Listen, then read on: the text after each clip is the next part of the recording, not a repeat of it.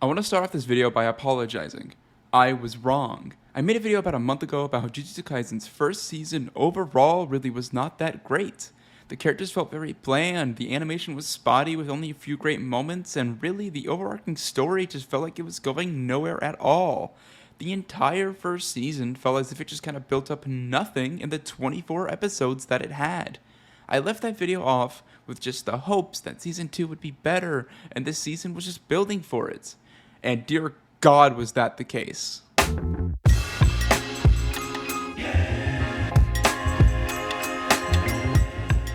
But before we get into my further reasons into that, I would like to play a little game. Something that I just straight off ripped from the New World Review, an amazing anime content creator that you need to go check out even before watching the rest of this video. His link is in the description right now. Gojo here just got stabbed in the throat by Toji and is lying and dying on the floor. Before passing away, he is really struggling to think about what his last thoughts should be before he passes into the next life to be reborn anew.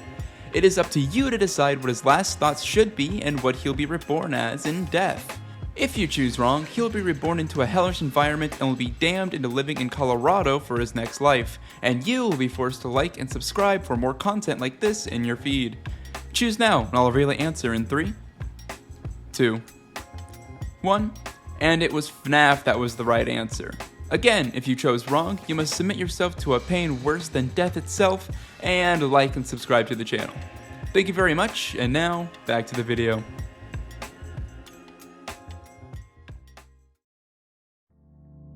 We are only 4 episodes into this season of Jujutsu Kaisen, and we have hit the ground running in a way I've never seen an anime do before. Every single episode of this season I've watched so far has just left me begging for more. The episodes so far have been backstory episodes for Gojo and Geto while they were still students at Jujutsu Tech. And with these episodes, we see character development that I have never seen in the entire first season of Jujutsu Kaisen. We get to see Gojo in his youth. He still has his carefree attitude and his rebelliousness against his higher-ups. Nanami is out here living his best emo boy life. And we even get to see a little bit of Shoko, Yaga, and some more of the staff in their pasts and how different they are from themselves in Season 1. But there are a couple of characters that I am way more interested in this season that stand out way more than the others. Those being Geto and Toji.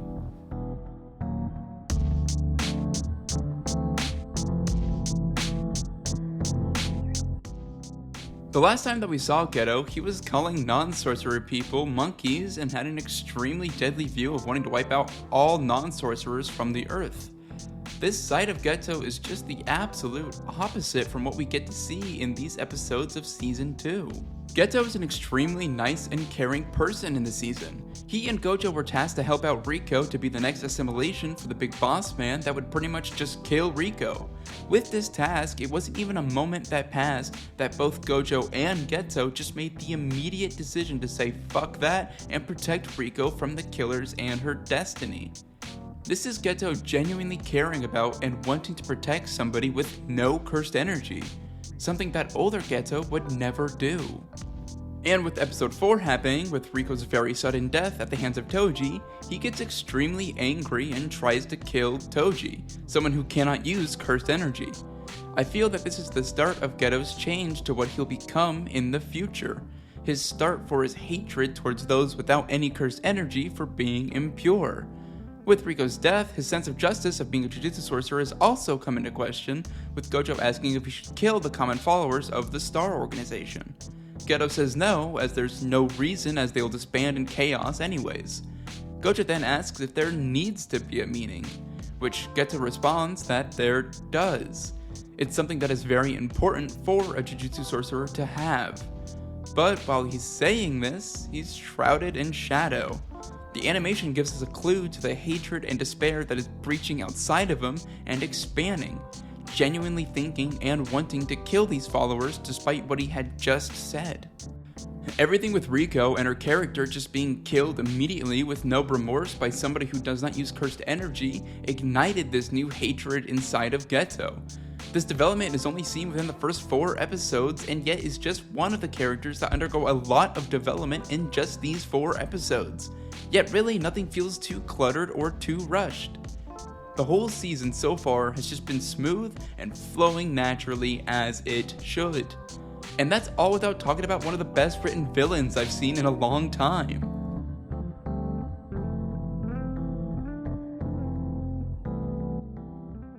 Toji is a breath of fresh air when it comes to anime villains. There are a lot of villains that just want power, strength, control, blah blah blah. So many that are just so generic strong baddies that are OP in the power system and just get beaten by some boring power-up or the power of friendship. Toji breaks this idea just a little bit. He doesn't really want power, he has a vendetta. He has a vendetta against the Jujutsu world and the corruption and soullessness behind it. He has a grudge against Jujutsu sorcerers and wants to kill them all, which motivates what he does and the actions that he takes. It really is a drastically opposite character than older Geto, really. One who wants to kill all sorcerers and one who wants to kill all non-sorcerers. Which dives Geto's character even further from Toji being the spark for Geto's character to dive into the mindset and motivation later in life. But back to Toji. There is another part of Toji's character that I find very interesting. That being, he is completely unable to use cursed energy. He has to do what Maki does, which is using weapons infused with cursed energy to kill the sorcerers that he is hunting down. Which is actually pretty cool in a way, since we find out from an offhand comment that Toji is actually from the same clan as Maki, the Zenin clan. This links another character to Toji, being Maki. They are both from the same clan and both unable to use cursed energy. They have extremely similar backstories but have extremely different outcomes from their stories. Toji went radical with his determination and feelings, wanting to kill all sorcerers after the mistreatment he faced in the clan. While Maki also went the route of wanting to prove everyone wrong. She wants to become a powerful sorcerer despite everything the Zenin clan has told her.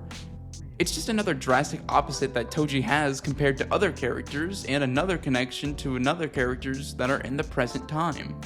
Which it doesn't even stop there. From another offhand comment that Toji makes, we find out that he's actually Megumi's father. Arguably one of the most potential talent sorcery users in the present day has a father who has absolutely no cursed energy even remotely. That complete difference in dynamic makes such an interesting thought about how powerful Megumi will become in the future in his cursed energy. And I do know that they will meet later in the season, if not later seasons, so I'm very excited about the interaction in the anime. But with all of that, everything that I said, nothing matters more than one very specific thing about this character.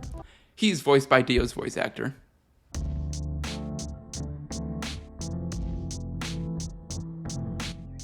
Another argument I had for Season 1 was the story. Season 1 had a lot of pieces in the story that really felt like it was dragging on, or really just didn't really have a purpose at all. The season felt like it really just nothing mattered, and just sort of strung along with Yuji leading the way and dragged the story together. It made the season a dragged up rewatch, and just overall I was not wanting to watch the next episode, even remotely.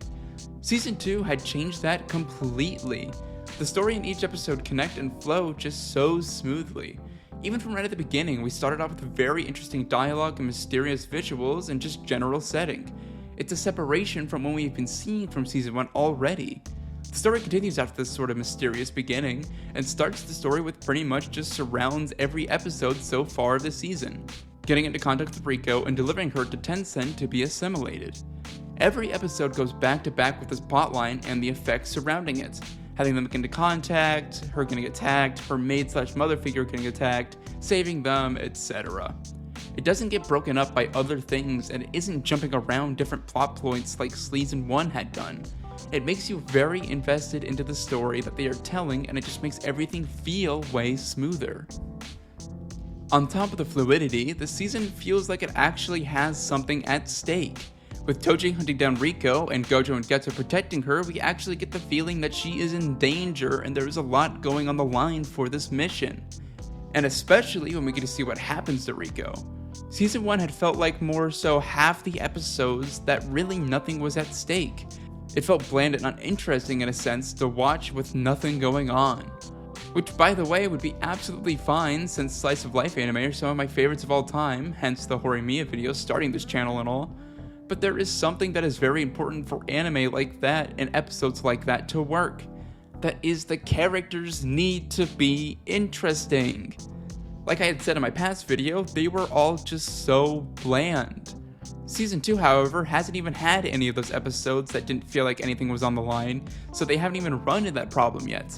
But if they did, I genuinely feel like I would be fine with it, since I do like the characters of this season just way more than I did with Season 1. But I really have just been rambling on for too long. This was originally just meant to be a very short update in my opinion for Season 2, and it just rambled on for way too long. In short, Jujutsu Kaisen has really fixed every problem I had in the previous season. Their characters are all interesting and well written as of episode 4. The story is actually fluid for once, and it really does feel like something is on the line. The animation, which is something I didn't even get into for this video, was honestly just way better and more fluid and stylized than the first season. It feels like the animators were actually given enough time to push out these episodes and care for what they were animating rather than rushing like crazy, which is what MAPPA has been doing as of late. The season so far has been some of the best anime that I've watched in such a long time, and it makes me excited for every new episode every week to be released so I can take time, sit down, and genuinely enjoy content with no strings attached. It's something that made me really enjoy watching anime again, which is just the entire point of anime in the first place. But enough of that. I really want to hear your opinions in the comments below. How have you all been liking this season? Am I just going crazy and is this season actually just really bad? Or am I, like always, objectively correct in everything that I say, since my word is law in every given situation, no matter what? Let me know, and while you're down there, if you liked the video, make sure you hit that like and subscribe button. It means the world to me and shows support. Thank you for watching, and I'll see you next time.